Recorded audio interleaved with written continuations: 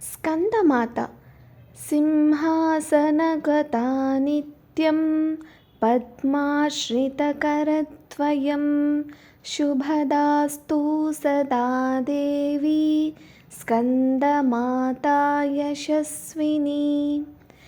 ಜಗನ್ಮಾತೆ ದುರ್ಗೆಯ 5ನೇ ಸ್ವರೂಪವನ್ನು ಸ್ಕಂದಮಾತಾ ಎಂಬ ಹೆಸರಿನಿಂದ ತಿಳಿಯಲಾಗುತ್ತದೆ.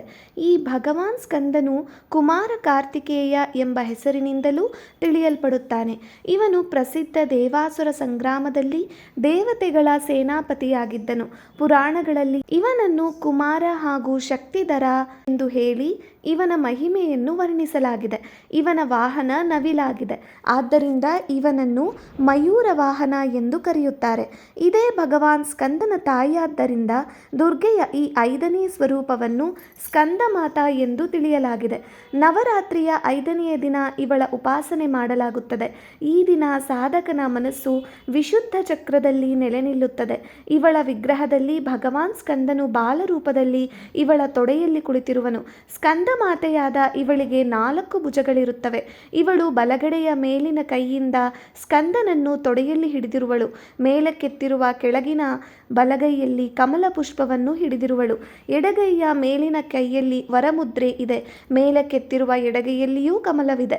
ಇವಳ ಶರೀರದ ಬಣ್ಣವು ಪೂರ್ಣವಾಗಿ ಬೆಳ್ಳಗಿದ್ದು ಕಮಲದ ಆಸನದಲ್ಲಿ ವಿರಾಜಮಾನಳಾಗಿದ್ದಾಳೆ.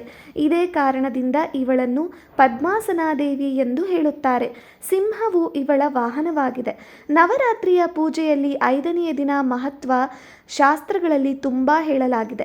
ವಿಶುದ್ಧ ಚಕ್ರದಲ್ಲಿ ನೆಲೆಸಿದ ಮನಸ್ಸುಳ್ಳ ಸಾಧಕನ ಸಮಸ್ತ ಬಾಹ್ಯ ಕ್ರಿಯೆಗಳು ಹಾಗೂ ಚಿತ್ತವೃತ್ತಿಗಳು ಲೋಪವಾಗುತ್ತವೆ. ಅವನು ವಿಶುದ್ಧ ಚೈತನ್ಯ ಸ್ವರೂಪದತ್ತ ಮುಂದುವರಿಯುತ್ತಾ ಇರುವನು. ಅವನ ಮನಸ್ಸು ಎಲ್ಲ ಲೌಕಿಕ ಸಾಂಸಾರಿಕ ಮಾಯಾಬಂಧನಗಳಿಂದ ಮುಕ್ತವಾಗಿ ಪದ್ಮಾಸನ ಸ್ಕಂದಮಾತೆಯ ಸ್ವರೂಪದಲ್ಲಿ ಪೂರ್ಣವಾಗಿ ತಲ್ಲೀನವಾಗುತ್ತದೆ. ಈ ಸಮಯದಲ್ಲಿ ಸಾಧಕನು ಹೆಚ್ಚಿನ ಎಚ್ಚರಿಕೆಯಿಂದ ಉಪಾಸನೆಯಲ್ಲಿ ಮುಂದುವರಿಯಬೇಕು. ಅವನು ತನ್ನ ಎಲ್ಲ ಧ್ಯಾನ ವೃತ್ತಿಗಳನ್ನು ಏಕಾಗ್ರವಿರಿಸಿಕೊಂಡು ಸಾಧನೆಯ ಪಥದಲ್ಲಿ ಮುಂದೆ ಹೋಗಬೇಕು. ಜಗಜ್ಜನನಿ ಸ್ಕಂದಮಾತೆಯ ಉಪಾಸನೆಯಿಂದ ಭಕ್ತನ ಎಲ್ಲ ಇಚ್ಛೆಗಳು ಪೂರ್ಣವಾಗುತ್ತವೆ. ಈ ಮರ್ತ್ಯಲೋಕದಲ್ಲೇ ಅವನಿಗೆ ಪರಮಶಾಂತಿ ಮತ್ತು ಸುಖದ ಅನುಭವವಾಗತೊಡಗುತ್ತದೆ. ಅವನಿಗಾಗಿ ಮೋಕ್ಷದ ಬಾಗಿಲು ತಾನಾಗಿಯೇ ಸುಲಭವಾಗುತ್ತದೆ.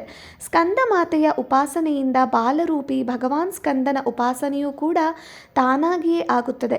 ಈ ವಿಶೇಷತೆ ಕೇವಲ ಇವರಿಗೆ ದೊರೆಯುತ್ತದೆ. ಆದ್ದರಿಂದ ಸಾಧಕನು ಸ್ಕಂದಮಾತೆಯ ಉಪಾಸನೆಯ ಕಡೆಗೆ ವಿಶೇಷ ಗಮನ ಕೊಡಬೇಕು. ಸೂರ್ಯಮಂಡಲದ ಅಧಿಷ್ಠಾತ್ರಿ ದೇವಿಯಾದ್ದರಿಂದ ಇವಳ ಉಪಾಸಕನು ಅಲೌಕಿಕ ತೇಜ ಹಾಗೂ ಕಾಂತಿಯಿಂದ ಸಂಪನ್ನನಾಗುತ್ತಾನೆ. ಒಂದು ಅಲೌಕಿಕ ಪ್ರಭಾಮಂಡಲವು ಅದೃಶ್ಯವಾಗಿ ಯಾವಾಗಲೂ ಇವನ ಸುತ್ತಲೂ ಹರಡಿಕೊಂಡಿರುತ್ತದೆ. ಈ ಪ್ರಭಾಮಂಡಲವು ಪ್ರತಿಕ್ಷಣ ಅವನ ಯೋಗಕ್ಷೇಮವನ್ನು ನಿರ್ವಹಿಸುತ್ತದೆ.